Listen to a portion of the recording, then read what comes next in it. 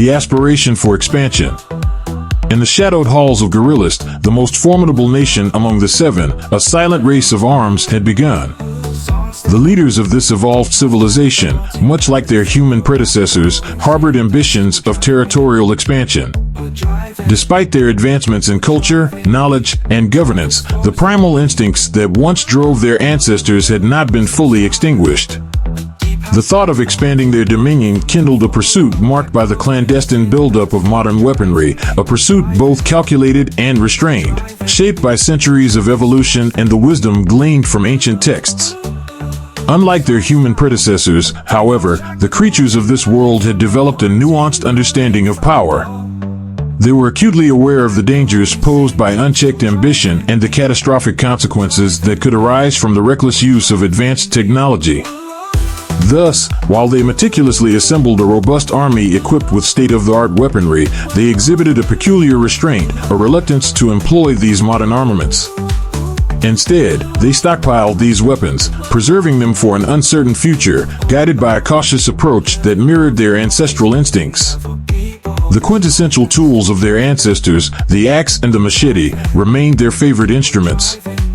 These weapons, deeply rooted in their history and culture, were symbols of their strength, self-reliance, and connection to the natural world. They were not merely tools of war, but extensions of their physical prowess, honed over generations to perfection. Even as they developed sophisticated firearms and military technology, they continued to favor the reliability and effectiveness of these ancient weapons, using them both in battle and as symbols of their identity. The decision to wield these modern arms rested not with the whims of the leaders, but within the purview of the high court judges, a triumvirate entrusted with the weighty responsibility of determining the activation of these weapons. Appointed by the president, these judges served a tenure of 5 years, their positions insulated from political interference, ensuring the integrity of their decisions. The intricate mechanics of their governance dictated that only when 2 of the 3 judges reached a consensus could the order for deploying modern armaments be activated. This arrangement underscored the deliberative nature of their decision-making process, elevating the judgment beyond individual influences or partisan leanings. Remarkably, the power to alter the tenure or dismiss the judges did not rest with the president, thereby safeguarding the independence and sanctity of their role. This separation of powers ensured a balance, preventing the concentration of authority in any single entity's hands. The judges, selected for their wisdom, impartiality, and deep understanding of the consequences of war, were the ultimate arbiters of life and death in a world where the stakes had never been higher. Thus, amidst the covert accumulation of modern armaments, a delicate balance between readiness and restraint persisted, a testament to their cautious approach to wielding the advancements bestowed upon them by their evolution. The governance structure, built upon checks and balances, safeguarded against impulsive decisions that could tip the scales of peace and stability. This intricate dance of power and restraint, ambition and caution, defined the political landscape of their world, shaping the course of events in ways both seen and unseen. The mighty nation of Gorilist. Gorilist, the most formidable nation among the 7, boasted a staggering army of 400,000 soldiers. These soldiers, a blend of brawn and intelligence, were trained in the art of both ancient and modern warfare. The nation possessed a vast arsenal of advanced weaponry, including firearms, cannons, and explosives, meticulously crafted using the knowledge gleaned from the ancient texts. Yet, despite their military might, the Gorillians maintained a sense of caution, mindful of the destructive potential of these weapons. The Gorillian military was divided into specialized units, each trained in different aspects of warfare. The elite units, known as the Vanguard, were equipped with the most advanced weapons and armor, ready to be deployed in the event of a full-scale conflict. These soldiers were the best of the best, chosen for their strength, intelligence, and loyalty to the nation. They were trained in the use of firearms, explosives, and other modern technologies, but they were equally skilled in the use of the axe and machete, reflecting the Gorillians' reverence for their ancestral weapons. In contrast, the Guardians of the Wild, another elite unit, were tasked with defending the borders of Gorilist using traditional weapons and guerrilla tactics. These soldiers, experts in survival and hand-to-hand combat, were trained to navigate the dense forests and mountainous terrain that surrounded their nation. They used their knowledge of the land to their advantage, setting traps, ambushing enemies, and using the environment as a weapon. Their preference for the axe and machete made them formidable opponents, capable of taking down enemies with precision and speed. Guerrillists' military might was complemented by its strategic alliances and covert operations. The nation had formed a covert pact with Leopardia, a neighboring nation ruled by the graceful and elusive leopards. Despite their outwardly cooperative relationship, suspicions lingered beneath the surface, with each side harboring its own agenda.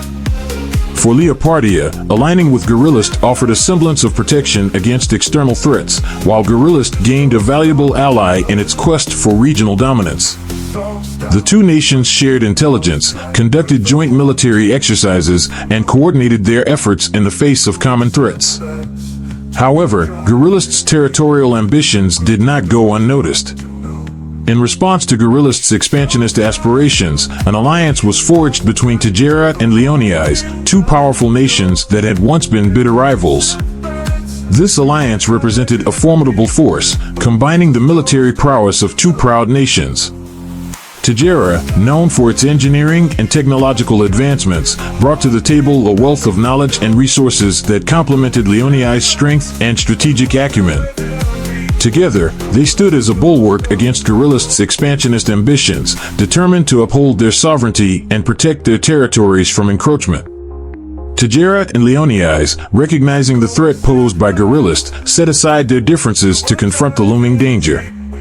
Their alliance was built on mutual respect and shared interests, with both nations understanding that their survival depended on their ability to work together. They conducted joint military drills, shared intelligence, and developed contingency plans to counter any potential aggression from Guerillist. Their combined forces, though smaller in number compared to Guerillist's army, were highly trained and well-equipped, capable of mounting a formidable defense against any invasion. Despite their differences, the nations of Tajera and Leoniais shared a common goal: to prevent Guerillist from achieving regional hegemony. Their alliance, though born out of necessity, evolved into a partnership that extended beyond the military realm. The two nations collaborated on various fronts, including trade, infrastructure development, and cultural exchange. Their alliance became a symbol of unity and strength, a testament to what could be achieved when former enemies came together for a common cause. The role of neutral nations. While the major powers of Guerillist, Tajera, Leoniais, and Leopardia engaged in a complex web of alliances and rivalries, three other nations found themselves caught in the crossfire of geopolitical tensions: Birais, Wolfia, and Hyaenia. These nations, though smaller and less powerful, played a crucial role in the delicate balance of power that defined the region. As neutral parties, they walked a precarious tightrope, seeking to balance their own interests while avoiding entanglement in the power struggles between the major factions. Birais, with its rich natural resources and strategic location, was a coveted prize for any aspiring hegemon. The Berisians, known for their engineering prowess and environmental stewardship, were wary of becoming pawns in a larger geopolitical game. They had managed to maintain their neutrality by carefully balancing their relationships with the major powers, engaging in trade and diplomacy without aligning themselves too closely with any one faction. Birais was a nation that valued its independence and autonomy, preferring to chart its own course rather than being drawn into the conflicts of others. Despite its neutrality, Birais was not without its own challenges. The nation's rich natural resources, including timber, minerals, and freshwater, made it an attractive target for neighboring powers.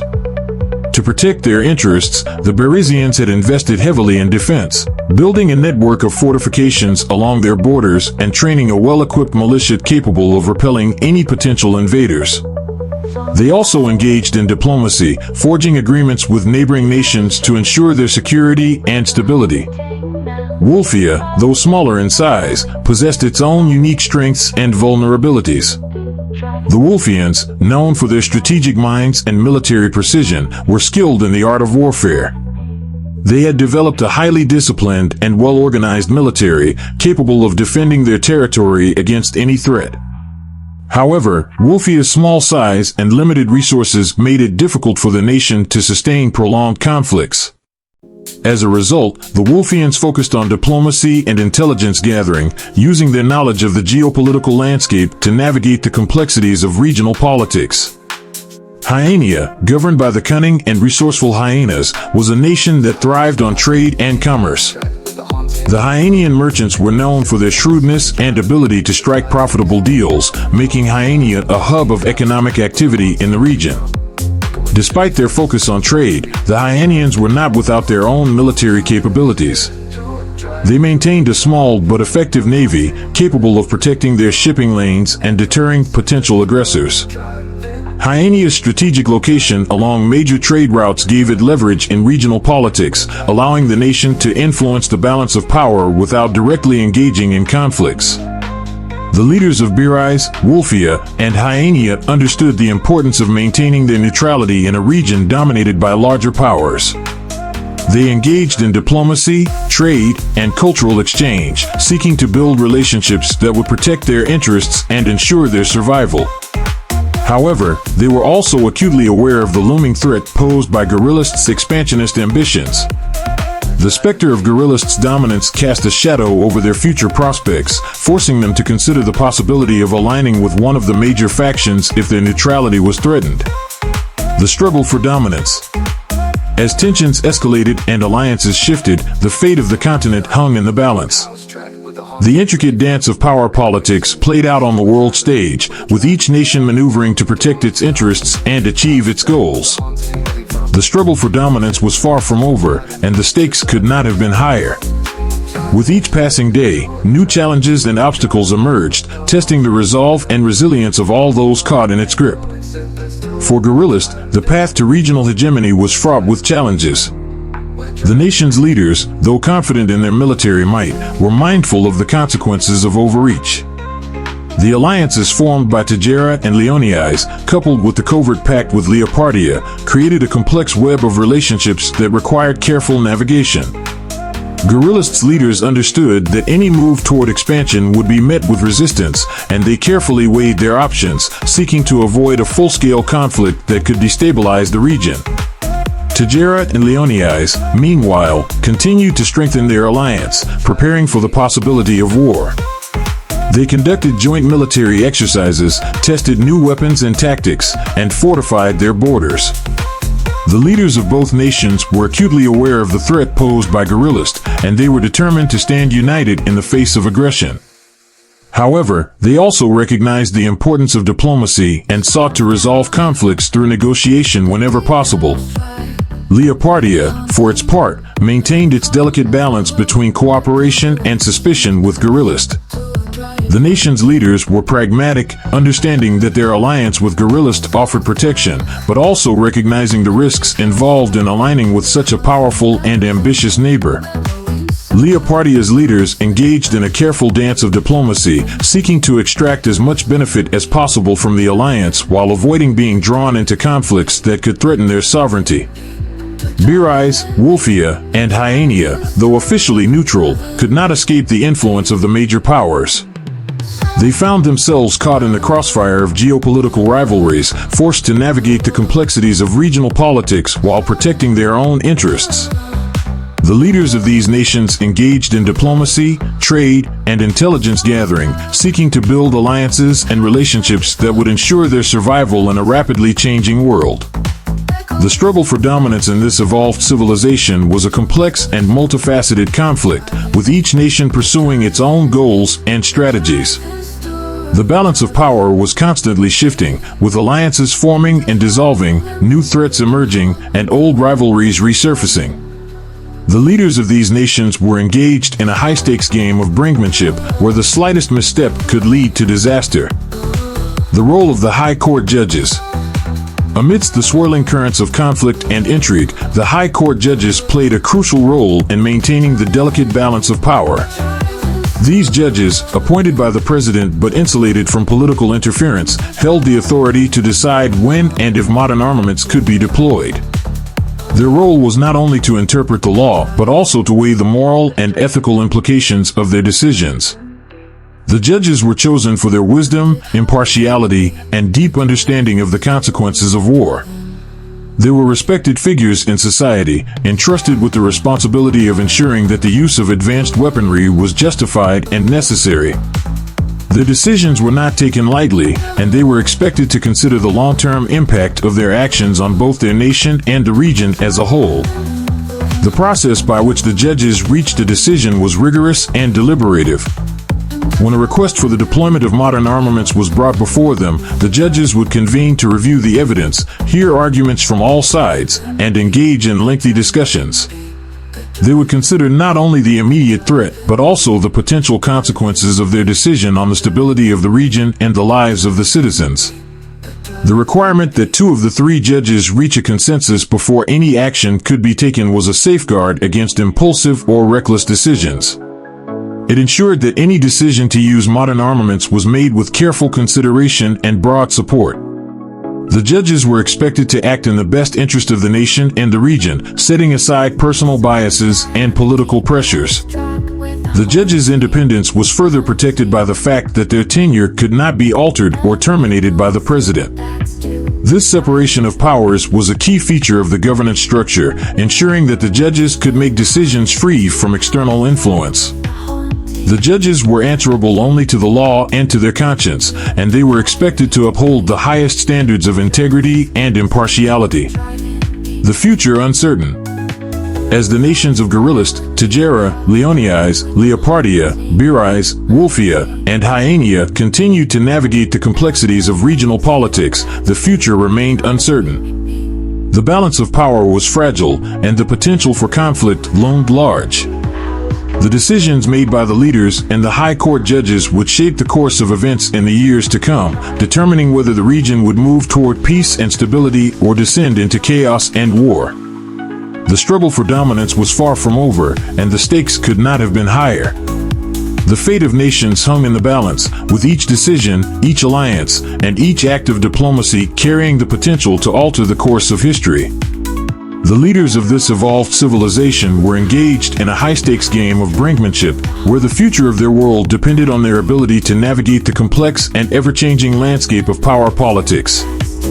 But amidst the swirling currents of conflict and intrigue, one thing remained clear: the struggle for dominance was a testament to the indomitable spirit of evolution and the resilience of life itself. The creatures of this world, having inherited the wisdom and knowledge of their human predecessors, had built a civilization that was both powerful and fragile, shaped by the lessons of the past and the challenges of the present. As they looked to the future, the leaders and citizens of this evolved civilization knew that the path ahead would not be easy. They would need to rely on their strength, their wisdom, and their ability to adapt in order to survive and thrive in a world where the balance of power was constantly shifting. The struggle for dominance would continue, with new challenges and obstacles emerging at every turn, testing the resolve and resilience of all those caught in its grip. And in this high-stakes game of brinkmanship, where the fate of nations hung in the balance, the creatures of this evolved civilization would need to draw on all their resources, both physical and intellectual, to navigate the complexities of their world and secure a future for themselves and their descendants. The struggle for dominance was far from over, but in the end, it would be a testament to the enduring power of life and the unyielding drive to survive and thrive in an ever-changing world.